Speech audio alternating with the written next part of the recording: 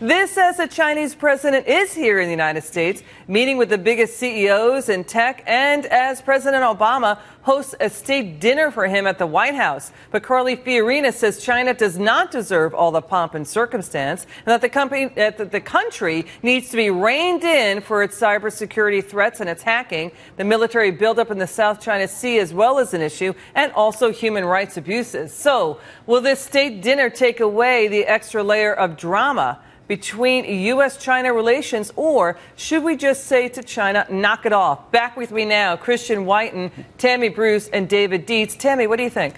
Well, I think she's right. I think him being feted in this way and being even allowed to come into the country indicates that we're even bigger patsies than we thought. That it's fools running this entire system, that you can do this to us, and we will still embrace you. I don't know. I'm waiting for him to bow to the president when he comes here.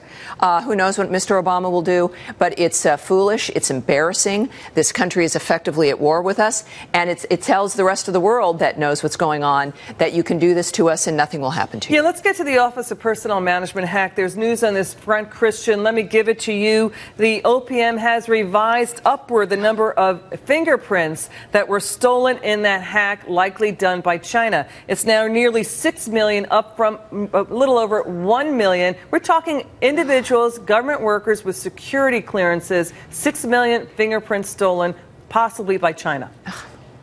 That's right. Well, and one of them are those you just saw. It's just an ongoing problem. Not only does the U.S. government clearly not compartmentalize and protect information, at the same time it lectures private companies for not doing a lot. And this cyber realm, it's the biggest and most important thing right now. Yes, we should be concerned about the islands that China is constructing in the South China Sea. But what makes Carly's point so important and prescient are that we are being robbed blind on intellectual property and privacy here in the U.S. Other news today, Boeing just announced it's going to open a factory in China. This is a company that feeds at the trough of the Pentagon at the U.S. government and is now going to basically be facilitating the theft of our technical know-how to the Chinese. So we really do need a change in course, and it's refreshing hearing someone with a technology and business background making that argument. Is it a concern, to Christian's point, that we seem to be putting profit over cybersecurity and, individual privacy here in the United States, David? Well, I don't think it's one or the other. There's no question about it. We need to hold the Chinese feet to the fire on all these security issues. But the administration isn't doing that right now. Well, they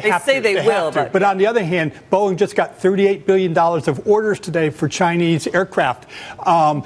Cisco is now entering into a joint venture with them. A lot of Apple's profit forecasts are contingent on sales in China. So we do need to work with them on some sort of common ground. So do you think then, Tammy, that the president should back off on sanctions against China for the economic reasons? I don't think so at all. I think that what you're looking at here also, when you're dealing with the Chinese attitude and what they do with their own economy, we're presuming that they tell us the truth about the condition of their own economy. Talk about a need to suspend disbelief. This is magical thinking all the way around. They're on the brink, perhaps, of turning us into having a global recession. The nature of what the Chinese say is going on in their economy can't be trusted. So if we go along and presume that these deals are good and everything is fine, that's part of the problem. All right, Christian, final word, 5 seconds.